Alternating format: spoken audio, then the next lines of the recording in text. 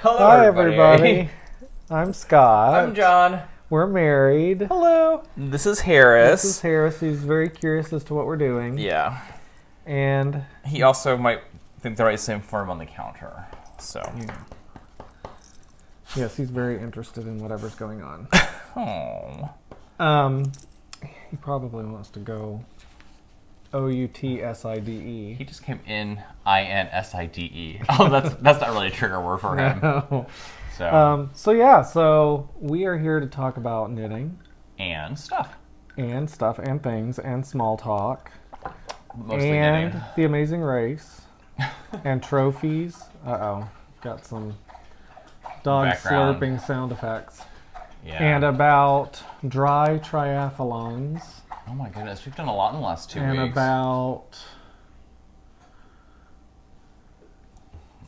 Betty and murder dolls. You're spoiling, like, you're giving too much away in the beginning. I know, it's like, People need... I just gave everybody a table of contents, but they're all going to be like, yep, that's enough. Well, it's like a table of contents, but it's been blended and it's all goofy, and that's not the order it's going to appear. That's true. So, that's the surprise part. Hey, Today- Harris, I love you. He knows his name, that's for sure. So, I'm going to try not to pay attention to him, even Yeah, though he'll be... Today is Sunday, October the 4th. Yes. Harris will be 3 years old in 10 days. Yay. We decided, we knew he was born in the month of October, so we picked my brother's birthday to celebrate Harris's birthday, which is in 10 days. What are you looking at? So, we took a little break because I was clearing out the garden today, and I don't know if you guys remember from a couple weeks back when we had the squash that was basically the size of a toddler. The consensus was that it was a Romanesque zucchini. Right. In the UK, I think it was the UK. They call them marrows. Sure. Anyway. So. What do you mean, sure? Sure, I don't remember. I'm just agreeing with you. I'm telling you, Okay. That's what it was. So anyway, it's getting a little colder now, and so It did get down to freezing last Yeah, night. I had to scrape the windshield wiper this morning, which was not cool. But anyway, we're sort of clearing out the garden and seeing what we're gonna do with the 8 million tomatoes, unripe tomatoes we have, and Oh, those are ripe. Those are the green ones that they don't get any. Anyway, they get a little. We have some species where it doesn't matter. Anyway, so out. I was going through there and I realized we had left one of those marrows unharvested, and insert picture. Oh yeah. And so it's huge. It's bigger than the other one. It's the size of, I think, like a 4-year-old. Probably weighs as much too. And so we just dumped it on one of our neighbors' doorsteps in maybe a bit of revenge for something they did to us. Which we'll get to come later. up. Come up later. So we just noticed them coming home, and we had to go watch them discover the 40-pound 40-pound zucchini. Yeah. Anyway, so. And the other thing I wanted to mention was, as I was editing last episode, I discovered that putting our camera, which is our phone, on the same counter that we are sitting at is not the best strategy. It causes some unintended... It was like a bad Star Trek episode, right? Yeah, it's like, ah! So I did put a disclaimer a few spots throughout the episode, but I think there were some folks that didn't see that disclaimer. Yeah. We were aware of it. We weren't aware of it until after we'd already recorded the hour-and-a-half episode or whatever it was. And so Sorry. We will not do that again. We're not a professional podcast or a professional TV show. We're doing our best. But we now have a tripod. We now have a tripod that the thing is sitting on. And John bought a really great tripod, but it has a ring light on it. So I feel like I'm about to do a skincare Right. We'll see if it makes any skincare difference. tutorial or something. because it's very fancy. Hopefully it's not too. Hopefully it is a soft white, not a harsh light, and we look dewy. Yes, dewy. As opposed to zombie-like. Yeah. So we have some knitting to talk about. Mm-hmm. We have. Did we mention that this? Oh yeah, we did at the beginning. We have some knitting to talk about. We have our winner from the Knit One and Done Knit Along that we worked with several other, or collaborated with several other knitting podcasts on. And yeah, we've got, of course, an Angela Lansbury movie review. Right. And some other... Betty Ann Bulletin. It's not really enough. We will just dive right in. So I don't have any finished objects. I don't either. Okay. I have a... Do you want to start off by showing the peep stuff? Yes. Because that is finished as much as I can finish it. Whatever. It's not a competition, John. I was in the lead after the first clue, and then you've stayed consistently ahead of me. You had a setback, though. I did have a setback. So let's talk about our. Let's talk about my project bag. So, oh, that's right, because the shoe bag got. So I have a tendency. Yeah. I have a tendency to use things that were not intended to be knitting project bags as knitting project bags. So this is my latest one. John and I did the Orange Theory Dry try, which is like a dry triathlon because there's no swimming. Right. So it's... Nor is there biking. Right. There's a 200-meter row, a 2,000-meter row. 2,000-meter row. Yeah, you're done. 2,000-meter row, 300... exercise reps, basically. Exercise reps, so push up and squats and da-da-da. And then you end with running a 5K. And so... This is where we got our swag for completing the race in, and I was like, oh my god, it's a project bag. Yeah, everything's a project bag. Yes. So. All right. So this is the...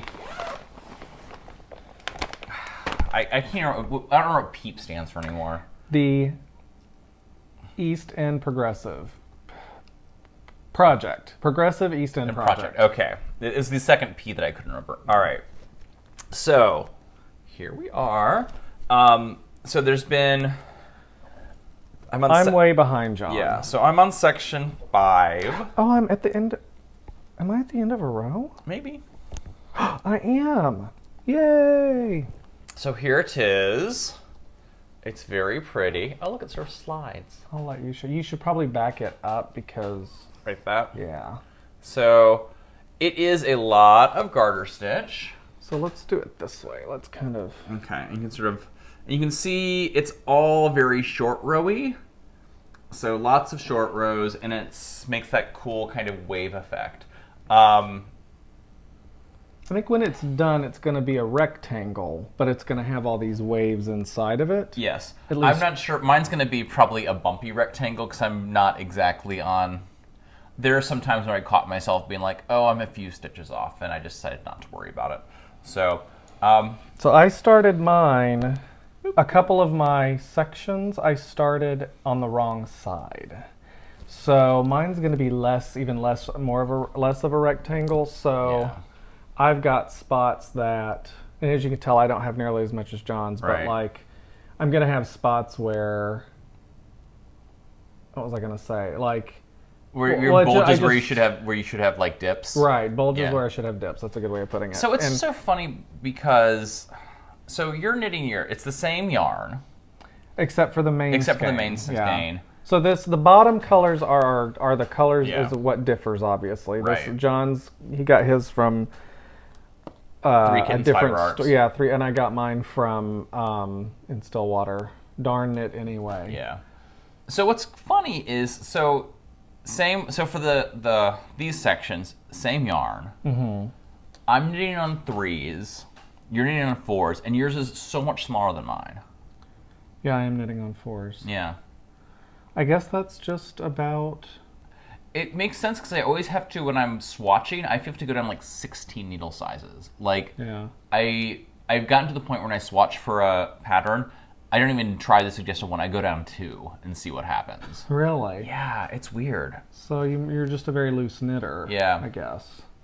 Yeah, because look how small my stitches are compared to your stitches. I know. Mine are big, ungainly, and awkward. No, they're fine. No, they're fine. Yeah, I never noticed that before. Yeah. We've never really knit the same project at the same time before. We have not. Except that, one time on the retreat, but I got mad at the project and never did it. So. Oh, right. I never finished it either. So, someday. I feel like, so it was the Waiting for Rain. Waiting for Rain shawl, yeah. By somebody. Yeah, I have no idea. I don't remember who. But it was a really cool pattern, and it was all about short rows, which at the time I was just like, I don't know, but this is all short rows, and so I feel like I could do it now pretty easily. The other thing, it's not the only thing. The other thing is that you're using wooden needles and I'm using metal needles. Yeah, but even with metal needles, I'm like I always have to go way down. Anyway, so the next clue, which I think is the final clue, comes out this week. So Wednesday. It'll be done pretty soon. It was funny because this one I pretty much, the clue came out Wednesday and I was like done with the 2 clues in like a couple of days. Two sections. 2 sections. Of the one clue. Yeah. That came a lot with lots of watching the pottery show. Yes. Which it sounds like a lot of people out there are fans of that. Yes. As well as we are. So yeah. So that's that. And I'm behind, but I'm going to get caught up. Yeah, so it'll be, we should have like almost done projects probably next time we podcast. Yeah, maybe. Oh my god, so did I tell you about this? So for this section, this sort of light green section, this right here, I don't know what happened, but like when I unwound the yarn, I must have like flipped something. It was the biggest disaster in the world. So when you went to cake it up. Yeah, I went to go cake it up, and so I have a couple of extra ends to weave in because I ended up doing like 4 balls as opposed to one big one. So, but I was very proud of myself. I got annoyed, but then I solutioned. I don't think that's a word. Then I lived in the solution. Yeah. It was all okay. All right. So, I have one. I don't have. I got what I feel is a lot of knitting done, but I don't feel like I have a wide variety of knitting to show. Before we do our next projects, we should probably talk about our fun adventure yesterday. Yes. So our friend Gio, we've gotten to be really close friends with our neighbors, 4 or 5 couples that live in the area, and we hang out in each other's backyards or front yards. And all right, Harris is being very stubborn today. We'll see how he wants what he wants, and it's not time for what he wants. Right. So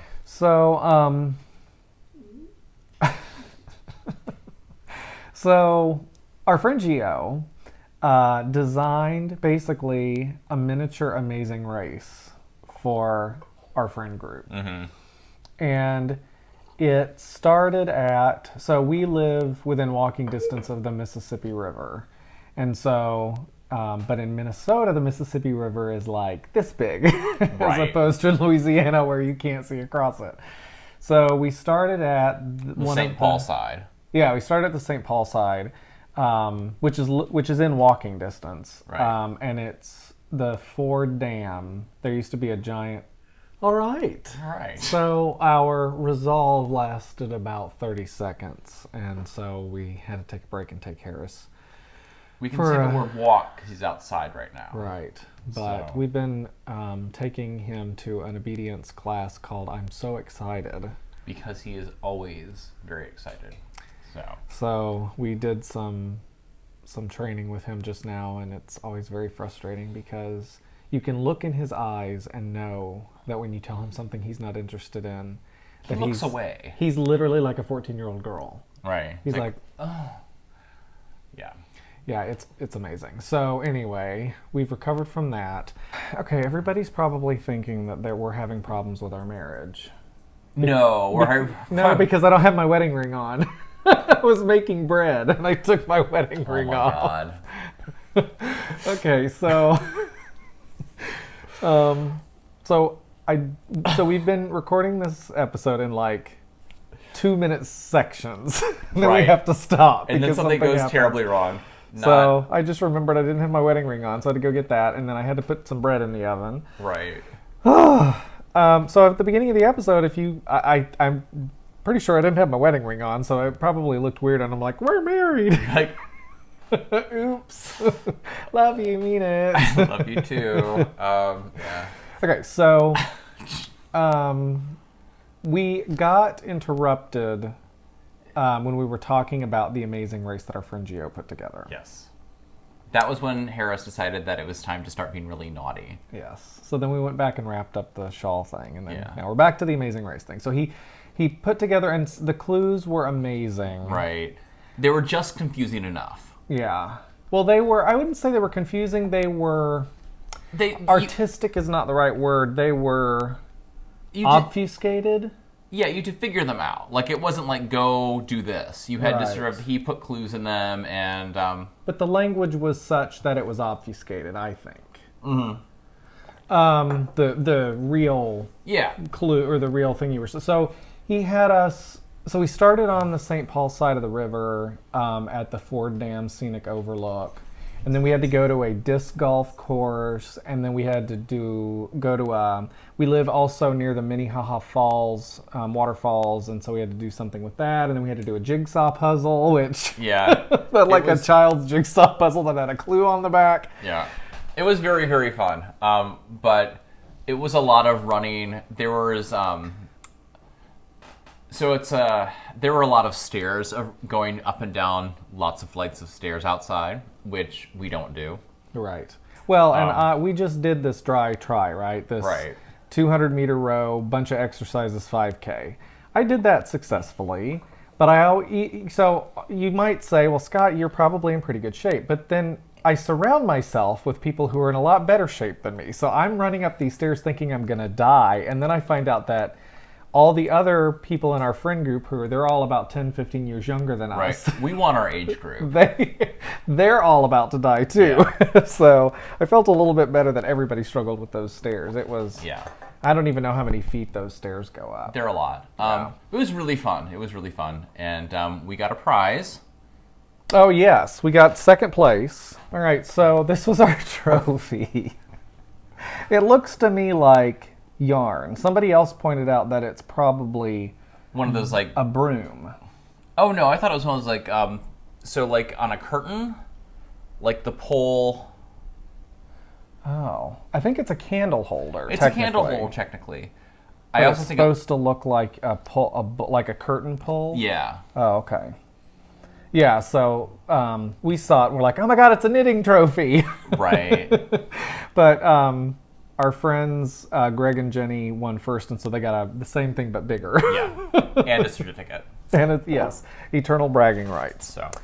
So yeah, so that was an absolute blast. It took about an hour to do the whole thing, and the finish line was on this path right on the bank of the Mississippi River, which was really cool. What we realized is that based on our hour sample of Amazing Race, granted, in a place where we spoke the language, and that we've been to many, many times, being on the Amazing Race for real must be exhausting, and I'm surprised. I mean, I'm not saying that we would murder each other, but we might. Yeah. So, I mean, I'm thinking about that. So to get from our house to the Ford Dam is what? About 2 miles. 2 miles. So that was just getting to the starting line from our house was a 2-mile walk. Yeah. And then we had to run back. Right. And then do a bunch of stuff and go up those stairs. And I mean, we probably covered 5 or 6 miles. Yeah. While running around and stressed out and figuring out clues. Right. So it was intense, but we had a great time. It was very fun. And then, I forgot what I was going to say. Yeah. So we were now going to talk about... We talked about the peep. The peep, yeah. So I have one... that's another thing I was saying is that I feel like I've gotten a lot of knitting done since our last episode, but it's not varied. So it's like I don't have a lot of different projects to show off. I only have one more project to show off that I almost have finished, but I don't have. Didn't you finish your one and done for our knit along? Neither did I.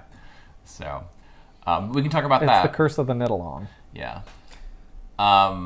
So I've got 2 works in progress. Okay, so why don't you start, and then I'll go, Okay. and then... So the first one will be pretty easy. This is the sock that I'm knitting for Scott. So it is Ravenswood Fibre Yarns. So this is Autumn Drive, I think. Right? Autumn Drive is the main color of the sock, and this birch color is the toes. So here it is. It is, I have about 1.5 inches to go before I get to do the toe. And I'm totally paying attention. I'm just setting a timer. you know what? That's super rude. I'm setting... You're basically, what is it? Fubbing me? No. Snubbing me? Is it fubbing where you snub someone with your phone? I never heard that. It's where like you're hanging out at I'm a table setting- together and the other person is listening on their phone the whole time. I'm setting a timer for the bread so I don't burn it. That's all I'm doing. Okay, fine. This sock is for you. I know. It's all about me. You can't even pay attention to I'm it paying when I talk attention about now. Yep. it. Is your wedding ring on? Yeah, my wedding ring's on. But not for long! Anyway, so I think last time I showed this, I was just finishing the heel flap. And so I've done the gusset decreases. Look at me, I'm talking all sock. Technically, it was the heel turn you had just finished, not the heel flap, but... Heel flap, heel turn, gusset. Correct. So yeah, nearly done. It's a really, so this is what I've discovered about sock knitting.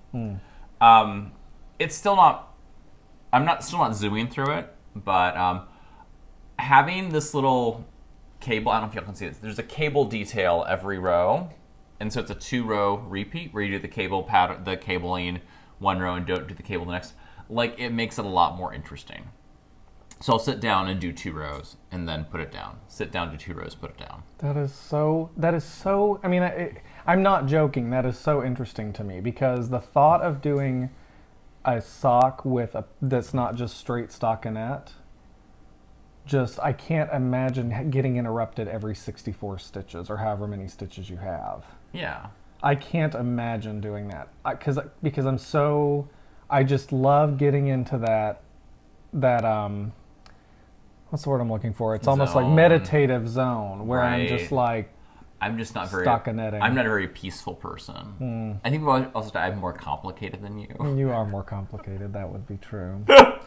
I like simple things and simple pleasures. 'Tis a gift to be simple, 'tis a gift to be free. Anyway, so it's and as our friend Steve reminds you, you chose me.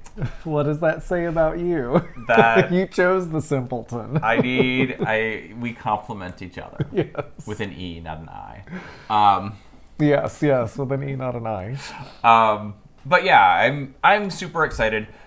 They look so cozy. I cannot wait to wear them. I feel like they need to get done while it's still autumn, but I just can't wait to wear them and put like boots on. They look like great boot socks. Yeah, that's kind of what they are. So anyway, just to rewind a little bit. So this is Ravenswood Fibre, Autumn Drive Birch. The pattern is called Cabin Socks, and it's from Ravenswood Fibre. And I know you just said this 30 times, but these are both Ravenswood Fibre. Yes, Okay. yes, and they're DK. So, which is nice. I think part of it is, so what I also like about knitting a DK sock instead of a fingering sock, I feel with a fingering sock you knit for like an hour and a half and like you've made no progress. Some people. Anyway. Other people make lots of progress. Whatever. But yeah, I'll sit down, do 2 rows, sit down, do 2 rows, and it's getting really close. I got about 1.5 inches before I start the sock, the toe. Right, before you start the sock. Yeah. Cool. Yeah, I'm excited. Yes. Alrighty. All right, so my project that I want to show, my project that I want to show is also socks. It's in my bearded pearl bag. Yay. And I got very close to getting this done, and I was really hoping to get this done to show it off, but I didn't. All right, so this one I showed last time. This is the finished It's the Princess Bride Sock Club from Trilogy Yarns. This is Princess Buttercup. And then this is the contrasting mini that came with this. The gold toe is just some random gold yarn that I have. I have a lot of it because I decided I wanted to start putting gold toes in my socks that I knit. And so this is the second one, and I just switched over to the DPNs to do the toe, the gold toe. So nice. it is also almost done. And I swear I was like, oh, this time I'm not going to put that weird... Did you do it? I did 2 rows of it this time. What's wrong with you? So what I'm talking about here is that I'm trying to not put, on almost all my socks that I do a contrasting heel with when I do the heel flap and gusset, I end up putting a row of the contrasting heel color as in one round around. Now, if I were paying attention to what I was doing, it would be very obvious how that happens.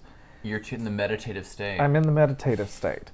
This time, this sock I did 2 rounds.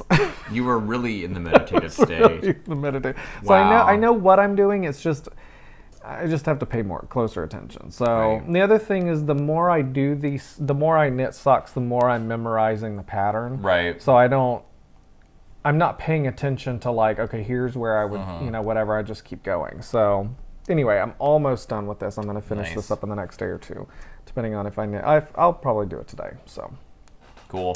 So this is the sock pattern that I use. I know people are probably sick of me here. For people who've watched a lot are probably tired of me hearing.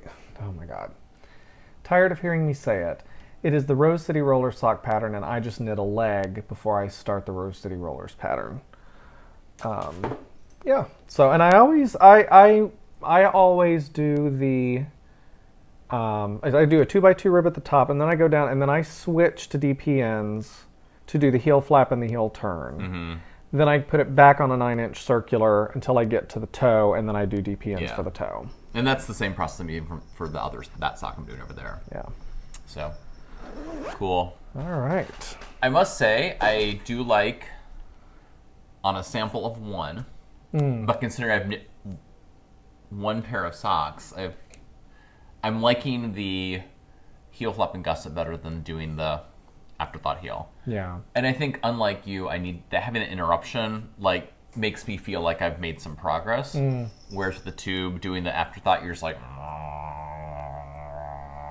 Yeah. Well, that's some people. Choices. Before we move on from that, I do want to point out that I got the whatever the most recent month is. They all blend together. The latest sock club from Trilogy Yarns for the Princess Bride Sock Club, and this one is Mostly Dead, which is a quote that the Miracle Max. Yeah, Miracle Max, that's his name. I couldn't think of his name. So this is on her glamorous space, I think. I don't see it labeled that way. I thought that's what this was called. 80% superwash merino, 20% nylon. And it's to me, I feel like I think this must be October, and I feel like she's going for a Halloween theme with this. It's got greens and purples and oranges and blacks, and I love it. Speaking of Trilogy Yarns, I don't know if people have been looking at her shop, but she has 2 new colorways. That's right. Which are based on things that we have said, or Scott's mom have said, Betty Ann has said. So no, both of them you said. Did he smell? No, Smells Like Goats was Betty Ann. Was it? I feel like it is. Smells Like Goats. As opposed to what? Smells like you called Ross Smells Like Goats, No, I did not. Instead of Smells Like Yarn? I thought it was. I don't remember. Oh, I'll have to go back in time and to the Wayback Machine. So there's a colorway called Smells Like Goats, which is based on something that somebody said. You. Okay. And then Herd of Turtles. Yes. Which was my, there was a yarn. No, it was Feels Like Butter, and then you kept saying Smells Like Butter. And then it turned into Smells Like Goats? Maybe Betty Ann did say that. Yeah. Asterisk, Betty Ann is my mom. That's who, when we say Betty Ann. Yeah, I don't know, but they're loosely based on things we may or may not have said. I've not said any of these things. You and Betty Ann are the ones who get it all twisted. Yeah. So anyway, those are on. I didn't realize that she'd put them in the shop already. I knew that she dyed them, but I didn't know she put the shop on. Yeah, them. I'm trying to figure out what I want to make. I really like Herta turtles a lot. So is it just does she have them in just fingering weight or no? And all the I know. Oh, so that's exciting. I was thinking of getting she has non-superwash worsted, and I was thinking about doing that for something. Oh, fun. Yeah. Cool. All right, so I have one more project I'm working on. This is a test knit for What? Oh, I thought you were going to say something. Nope. But I will say while you're looking for that, we're sitting about 4 feet from our oven. Right. And I don't know why I put a loaf of bread in. It's like killing me. It smells so good. Yeah. So this is by a designer named Jean-Philippe Cliché. Jean-Philippe Cliché. Cliché. Okay. Or Cliché. And he's doing a test knit for a new cowl. And it is sort of a collaboration with Design Dyed by Dells, which is they're a dyer. And the idea is that he's going to release this new pattern along with a special colorway for it. Cool. So, Atelier Cliché Avenir. Yeah. Hashtag Atelier Cliché. So it's fun. It's fun because I guess he's French Canadian, so he's sending out I think he's French Canadian. He might be just French. Well, they live in Quebec. Okay. So it's probably French Canadian. Designed by Dells and Les Garçons Boutique is the name of their website. I'm drawing a blank. Sorry, go ahead. So anyway, it's this really cool cowl. I'm not gonna the pattern. The picture I have it is not great, but it's basically a cowl, and it has this kind of like chevron pattern on it, which is kind of fun. So I'm testing that, and I just started it this week. So I'm using. Did he say you could show it? Yeah. Okay. I'm not going to show the pattern, obviously, but no. And what I have to show is not super interesting. So I'm knitting it in this Barocco, in this green color, which is really, really quite fun. And I'm just on the rib right now, so it's a twisted rib. Okay. So yeah, give it all away. So what's kind of fun is it's a drawstring. So you do the twisted rib for 4 inches, then you fold it over, and then you create holes for a drawstring for the top. Okay. I've never understood. Okay, that's cool. So that's super fun. It does mean I'm at I think 2.5 inches of rib. So that's going. Which Barocco is it? It is Barocco Mercado, which is their Aran weight. And this is, I believe the colorway is... That's 4167. Right, no, it might not be, though. I think it is... 4140. Yeah, crap. So we'll talk about this in a second. So anyway, this is the colorway. I think this is 4167. I believe. I think if someone were to look for this yarn, it's either 4160 or 4167, but you'll be able to tell because which one's which. One of them is going to be green, and one of them is going to blue. Be So, yeah, I'm excited about it. And the nice thing about it is when I get to you do cabling to get the chevron effect, and this is such sticky yarn that I don't think I'll need a cable needle. I can just do the thing where you sort of hold the. You let the you let the stitch drop. I mean, look at that. Yeah, it's not going nowhere. So, so that's kind of fun. So it has to be done by October 22nd. So I need to keep working on it. Yeah. A couple of fun things. When I cast on, I was doing a knit cast on, and somehow I got 2 stitch markers caught in the cast on. So we'll be cutting these out later. Yeah, I think you were saying that with a pair of with pliers or Dikes. needle nose pliers Yeah. like that. I mean, it's a nice decoration. I've got those dikes in our tackle box. Oh, that would work. That'll probably work. So butch using fishing gear to cut out Repair stitch your markers. knitting. So that'll be fun. And it's just one of those things like I'm like, oh, I guess you can't really slip your needle in a stitch like that. The clip-ons work just fine though. Right. So that's kind of fun. And then and something else to talk about. Oh, so what was really kind of fun about this is, so I just swatched to meet gauge, which was useful. And so I originally wanted to do it in the other Barocco Mercado, which is probably 4140, which is this blue color.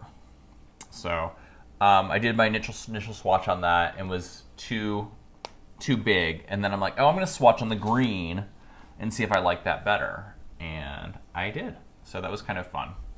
I never really done the whole thing where you swatch both for size and then see which color you like better. So what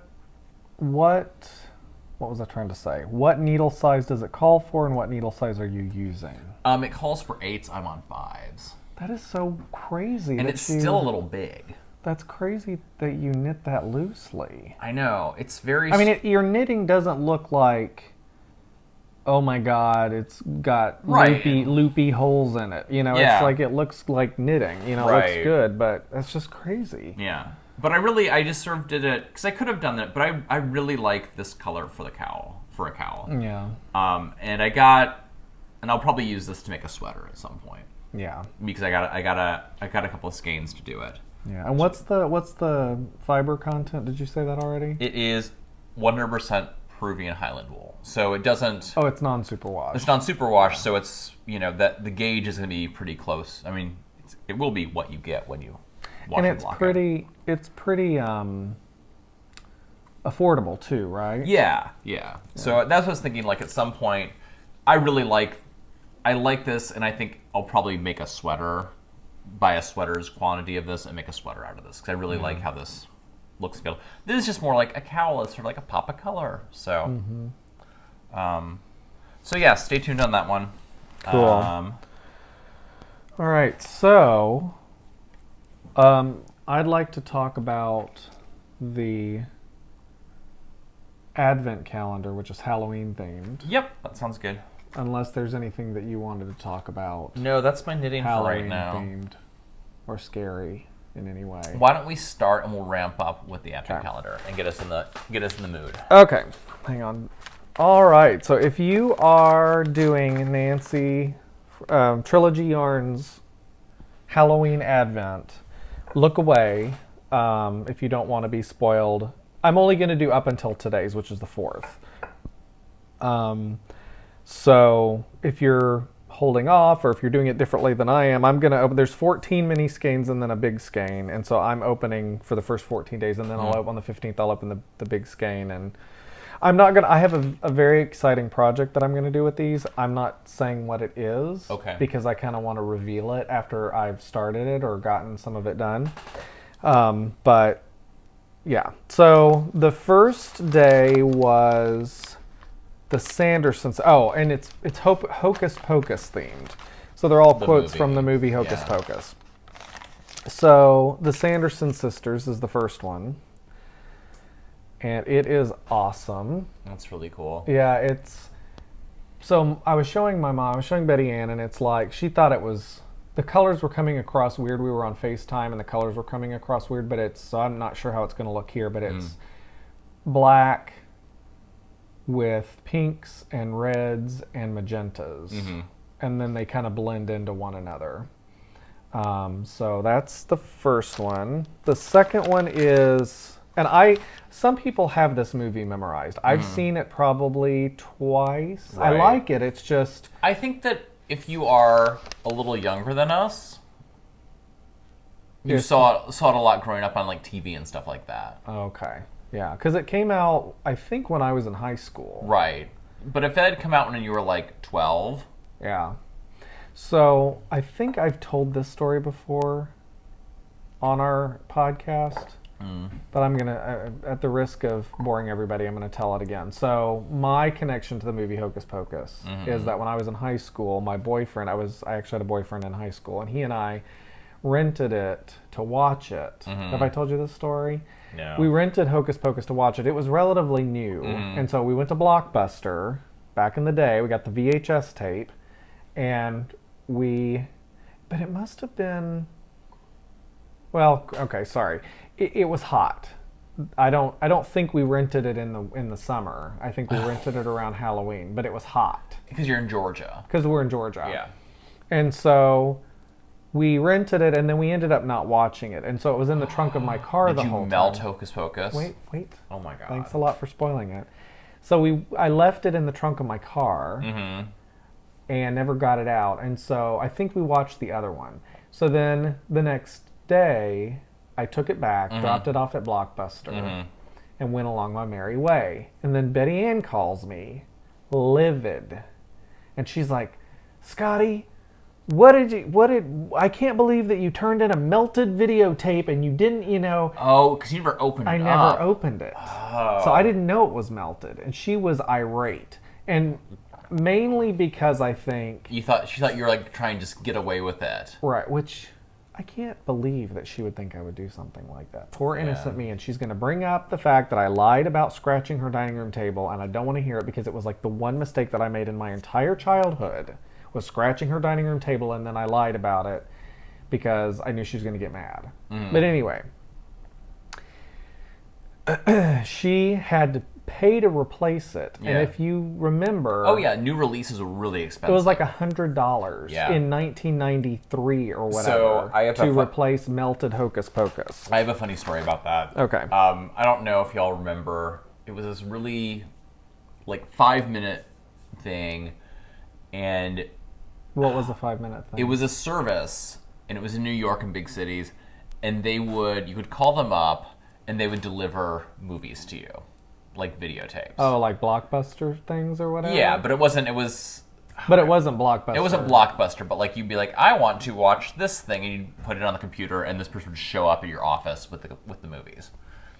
Really? Yeah, I mean, it was super expensive, but it was kind of one of the first order online, it gets delivered to you. And so I remember I ordered, this is I guess 2000, I ordered Boys Don't Cry, because it had just come out, and picked it up to go whatever, and went out drinking with my friends and left the videotape in a cab. And I remember paying $89, $90 to replace the videotape. Yeah. So I just remember they were crazy expensive to Right, because they're trying to, they wanted you to rent it and not buy it. Right. So. Right. So for day 3, and she also included, I don't know if she's going to do this every day because it gets expensive, but she included little somethings in the first 2 days. This first one, it's not going to show up, but it's a little stitch marker that says Good Witch on it with a little pink gem. Cute. Stitch marker. And then day 2, that was day 1. Day 2 had a little gummy right? worm. Or a gummy fish, I can tell. All right, so then day 3 is Get Your Face Off My Shoe. Oh, and that's what I was saying is, I've seen the movie, but I don't have it memorized. So these, I believe, are all quotes. Yeah. From the movie. So I haven't opened day 3 or day 4. So this is a live unboxing. Ooh. That's very Halloween-y. Pumpkin spice latte. PSL. Yeah. Because it's got the espresso coffee color. It's pumpkin spice latte, I'm going to call that. She calls it Get Your Face Off My Shoe. And then I did feel something in here. Oh, it's a bag of tea. Nice. Earl Grey. You like tea more than I do, so you'll drink the tea. Thé noir. What? It's black tea, thé noir. Thé noir. Thé noir. Okay, day 4. What a Pretty Spider.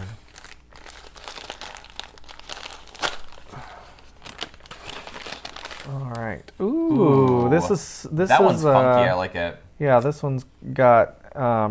It's a relative of this one. It's got some similarities in the where it's got some tans and browns and Yeah, that's really cool. yeah. I'm interested to see if they like this looks to me almost like it's a self-striping. No, I don't know, but yeah, it's very cool. Yeah, so that was there's some there's a chocolate. I love the Reese's chocolate. peanut butter. It's a skeleton. I love chocolate. It has skeletons and ghosts on it. You won't like chocolate. it, or maybe just skeletons. I'll treat you the tea. I don't think so. All right, so I'm having lots of fun with that, and I am very excited about the project I'm going to do with it. Yeah, it sounds. Because you know what it tuned. is. Yes, yeah. you told me. So this kind of leads us sort of this talk about spookiness and Halloween leads us into our next Betty Ann update, which is not really an update. It's just kind of a check-in. It's a word to the wise. It's a word to the wise. It's yeah. So we've talked a lot about Betty Ann and how we can't, for legal reasons, Betty Ann is the name of Scott's mother, but we also discuss a Betty Ann on this podcast who's a fictional character. That's right. And so anything fictional. Anything we say about Betty Ann on this podcast, and anything that Betty Ann does, any similarity between real events and real people and blah blah blah is purely coincidental. Right. So here's what happened. Yeah. Having said all that, a couple of weeks ago we told a story about Betty Ann, and how she was selling dolls from crime scenes or murder dolls on eBay and sending them to people. So if you could buy a murder doll and send it to someone who you wanted. So then 2 nights ago, we open our door to go do something, and there's a murder doll on our stoop. Went to get blizzards at Dairy Queen. Yeah. We came back from blizzards from Dairy Queen. It was something like that. So there was a murder doll on our stoop. I kid you not. One of our neighbors fessed up to it. They're the ones we left the big squash on their door in revenge. But I'm just a little worried about sort of like the manifestation of Betty Ann's fictional stories into the real universe. Well, and I'm not convinced that Betty Ann didn't somehow make that happen. So just beware. She's now because there's murder dolls. She sells murder dolls, and I'm sorry, allegedly she sells murder dolls, and then one shows up on our porch, and it's just our neighbors being funny. Yeah, I doubt it. I feel like there's more to the story, but yeah. So just be aware that the Matrix is real, and red pill or blue pill. Right. The BA updates may be becoming sentient and coming into IRL. You're so hip. In real life. You're so hip. Okay. Anyway, that's it. Okay. It's best that we leave it there. Pretty much. So we have our knit along. Yes. That we did not finish any projects for. Correct. But a lot of other people did. A lot of other people did. So do you want to show... So what we're going to do is we're going to go on the SweetTeaNoShade Ravelry page, where we had a finished object thread, and we are going to draw a random number generator, and the person whose project number coincides with that random number generator. What was that? Did you just... Random number generation? That's not a thing. Random number that we pick. Exactly. We can cut all that out, right? Yeah. They will win some fabulous prizes. Okay, there were 280 posts for the Knit One and Done project. Finished objects? Finished objects. 280 posts. Really? We never get that many. I guess it's because we were It's because it's because we collaborated with other we should probably talk about that. So this was a knit along that the idea was that you knit a project that takes a skein of yarn. Mm-hmm. It doesn't have to take all of the skein, but the thought is you don't use a bunch of different skeins. Yeah. And it started on August 9th. It ended on September 30th. And the co-hosts were the On the Needles knitting podcast, which Nancy of Trilogy Yarns, who really was kind of spearheading this, and Kathleen, her friend Kathleen, Right. were that's their podcast. Then we've got Needles at the Ready podcast, which is Kevin and Ray. The Creative Obsession podcast. The Carrie, who is in Portland, and she has the Creative Obsession podcast. Fiber Hustle, which is Chip and Aaron, and then Cody Knits podcast, which is Cody.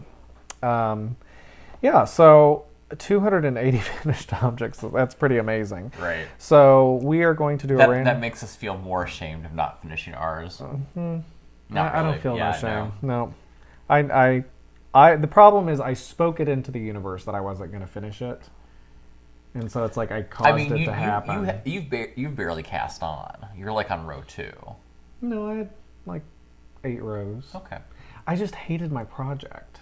And so I've decided that I'm not going to. People kept saying, "Oh, you need to keep going." I'm like, "Yes, I'm going to keep going." And I just have no. It's like it would be painful to have to knit that project. So Okay. I'm going to do. I think what I'm going to do is take the skein of yarn and do a sockhead hat with it.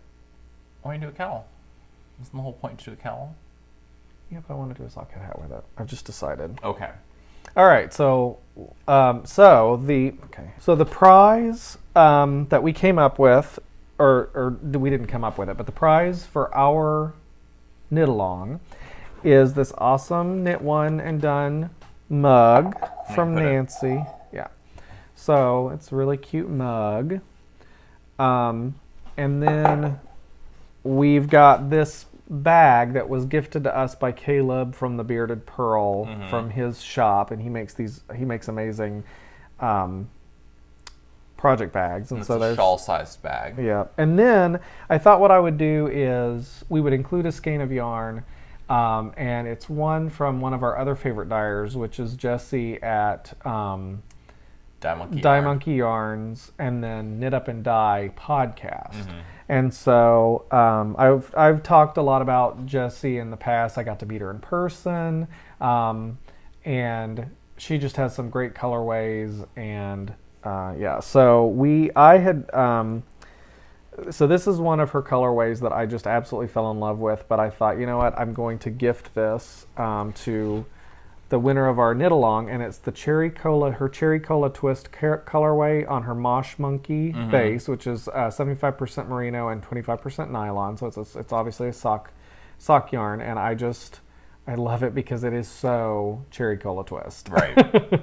So that's going to come along with the prize, or in the package with the prize. This stuff. So let's find out who our winner is. 141. 141. Yay! Okay, let's find out what that is. Knitting Mary B. And she's in Scottsdale, Arizona. Yay! Oh, darn it. Sorry, I keep clicking on things. Technology is hard. Yeah, especially for those of us that work in IT. So she did some beautiful socks. We'll insert a picture, and they're Hohi's Dreaming of Paris socks, which I assume is Hohi Locatelli. Yeah. Hohi's Dreaming of Paris socks. They are very pretty. Beautiful. So congratulations, Mary. So Mary, if you wouldn't mind reaching out to us either on Ravelry or direct message on Instagram. I'm SweetTeaNoShade on Instagram. And let us know your address, then we will get this out to you. Yay! It was amazing to see all the different projects. There's just some really beautiful stuff on here, and it's fun for me because it's always I go through and I get inspired, like, oh, Right. I want to knit that, I want to knit that, I want to knit that. So thank you to everybody who entered, and thank you to Nancy from Trilogy Yarns for spearheading this. Yep. Yeah. Lovely. Okay, I might or might not be eating a Reese's peanut butter cup. That was rightfully mine. All right, you know what time it is. It's time for our best friend to come out and visit, because it is time to review this week's Angela Lansbury movie. Yes. So we watched Till Clouds Roll By? Till the Clouds Roll By. Till the Clouds Roll By, I think. No, I know that's what it is. Okay. So, Till the Clouds Roll By, describe it for us. So, Jerome Kern was a very successful Broadway and movie musical composer. His big one is Showboat. That's what most people know him for. So what happened was MGM. He was working with MGM, and MGM owned the rights to a lot of his movies. I mean, a lot of his songs, and they're like, "Let's do a biopic." And his response is, "Good luck with that. I've had a really boring life." Literally. Yeah. No. He thought it was hilarious. So it's basically. It's kind of a jukebox musical of Jerome Kern songs. So they do this very fictionalized version of his life in which basically two of the major characters never lived or existed. Never existed. Brought up for... In fact, I'm going to read that bit about that from the IMDb thing. Okay, so the Hessler's character. So there was the Hessler, there was the dad, and then... So they basically invented this person he collaborated with his whole life. Who became his best friend. And I don't know, it seemed like they were awfully... It seemed like there might be some subtext going on to their relationship. But I mean, who knows, right? Yeah. Yeah. As Betty Ann would say, we think everybody's gay. Yeah, exactly. So the best friend, I forget what the character's first name was. It was something Hessler, and doesn't matter. He never existed. Well, yeah, it doesn't matter. Yeah. And then he had a daughter who was a little bit. I mean, I think that the content or the message that they were trying to portray was that she was a little bit aimless in life. Right. And she wanted to be a little spoiled, and she wanted to be a big Broadway star without putting in the work. Right. Her name was Sally Hessler, but she didn't exist. She did not exist. When you Google, so we were watching this movie, and we're like, "Oh, this is a really interesting story. Let's see what happened to her." And the only, you Google Sally Hessler, and all you find is this movie. Till the Clouds Roll By. Right. So Robert James Hessler is her dad. Oh, that's right, James Hessler. So Robert Walker, who I don't know if he was particularly famous, but he played Jerome Kern. He was known for stuff and things. Being in movies. And then, so some of the famous actors or actresses that were in this were June Allison, Judy Garland, who played a big Broadway star that Sally Hessler felt that Judy Garland, who was playing this character named Marilyn Miller, came in and stole her song, and she was very rude, and that was a weird thing to me about. They decided that Sally, who was an ingenue or an ingenue wannabe, Jerome Kern wrote her a song for whatever musical he was doing, which he didn't actually because she didn't exist. Right. And so they decided that he and the producer, it was Hammerstein, Oscar Hammerstein, who was the lyricist, who they really did work together. And right. Of course, Oscar Hammerstein actually exists. They decided that the song wasn't right for her. They were going to give it to Judy Garland and have it be a big production number. Right. Which was too big for Sally to handle. And so they had Judy Garland's character break the news to Sally. And I could understand why that would be difficult to take from the big Broadway star. Right. I mean, the whole thing was she got upset and she's like, screw you, you're stealing my song. And then it was like she was blacklisted from Broadway for the rest of her life because of that, because of her reaction. So, which I understand, but at the same time, that's not particularly appropriate or professional to have the person who had no input in the decision break the news. Right. Yeah, it was just, look. This was not the best. The script to this movie was not the reason you're watching it. You're watching it because there's big production numbers with big stars. Yeah. Including Frank Sinatra singing Old Man River. Oh, my God. Yeah. So they had an African-American actor sing it when they did the Showboat. They did the scenes that were like From Showboat. where it portrayed a production of Showboat. Right. But then at the end they had Frank Sinatra. Who is like maybe like 22 at the time. Right. Just a little problematic. Well, it's just not. Little optics are a little off when you've got Frank Sinatra singing Old Man River. Well, and singing it with the same conviction of, it's like Old Man River. It's just not good. Anyway, so Lena Horne was in it. Dinah Shore was in it. Frank Sinatra, like we mentioned. Sid Charisse. And then there's Angela Lansbury, who her character does not have a name. Right. She is known as London Specialty, and she performs one of Jerome Kern's song called like "How'd You Like to Spoon with Me?"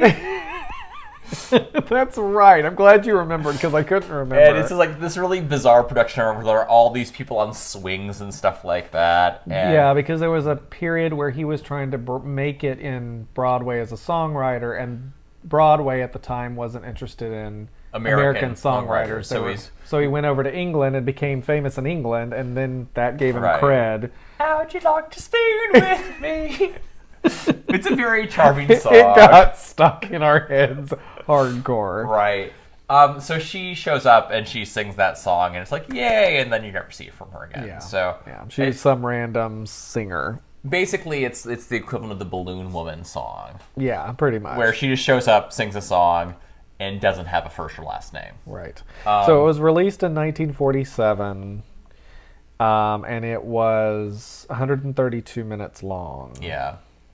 So Judy Garland's numbers were produced or directed by Vincent Minnelli. Minnelli. And she was pregnant in the movie with Liza Minnelli. Yes. Which, it's very obvious that she's pregnant. Is it? Yeah, because remember, I'm like, is Judy Garland pregnant? And then the rest of any scenes that she's in, most of the scenes that she's in, she's got like a big bag in front of her, like they do that thing where they try to hide the pregnancy. But there were a couple where I'm like, she looks pregnant. And she was, with Liza Minnelli in this movie. So that was kind of interesting. So we're talking about the script. Again, you're not watching this movie because you're interested in the story of Jerome Kern, who led a very boring life. So it's a pretty flimsy plot. And then the thing that you notice is they kept. So I don't know what they were doing. They kept being like, so it was, they had all these scenes. Whoever wrote the script wanted to make it very clear who you were speaking to the whole time. Right. And so it would be like they'd be like, Jerry, you've got to do this. Jerry, you've got to do this. And so it'd be like, have you seen Sally, Jerry? Jerry, have you like Jerry, I want to talk to you for a minute, Jerry. Yeah, Jerry. They kept using like the person's name as if like Scott, how are John, can you hand me that cup? Thank you, John. Right, yeah, exactly. John, would you like a slice of...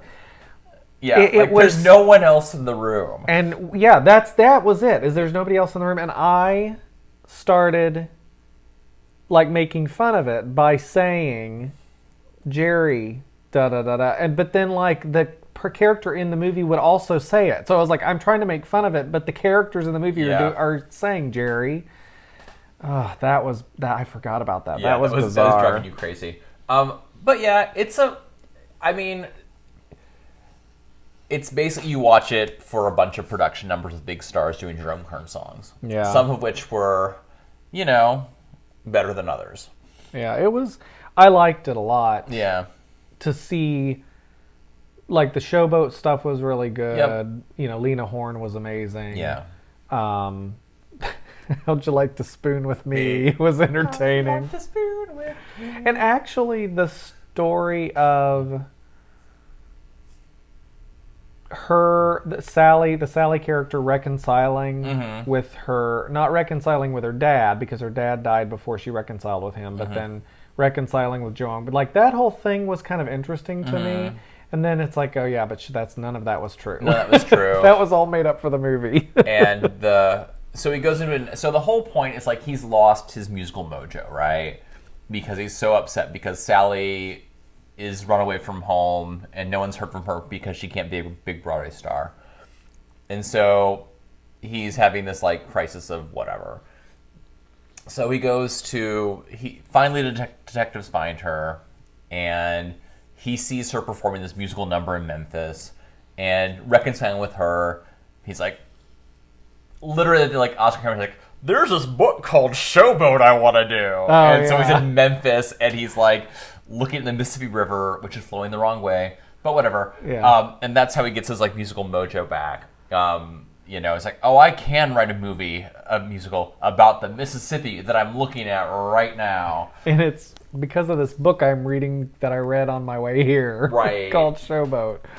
So, like, there's a lot of stuff. A little heavy-handed. A little heavy-handed. So the big thing is, like, so he's just watched Sally perform this musical number, and that song was written, like, 15 years after Showboat. Right. So it's kind of a, if you look at the goofs and errors, there are quite a few. And they're entertaining. And the other one is that his wife is British, so he marries this British woman. Oh, yeah. And the actress, who was a fine actress, but, like, she is from Manitoba. Yeah. And it's pretty clear, like, she's not even trying. She didn't even try to affect a British accent. And that like, was confusing because I was like... It's like, she's supposed to be British, right? He met her in England. And she lives in a country home, and she's not like, hey, y'all. But it's pretty, you're like, is she, like, yeah, she just...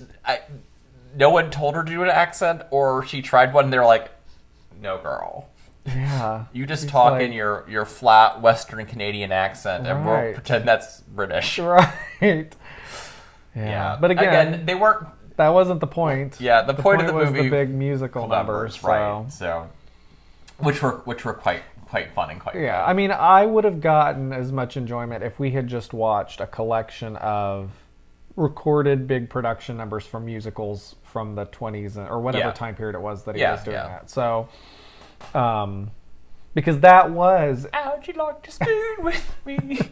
That's not even the tune. That is the tune. Is it really? That is the tune. It's so funny.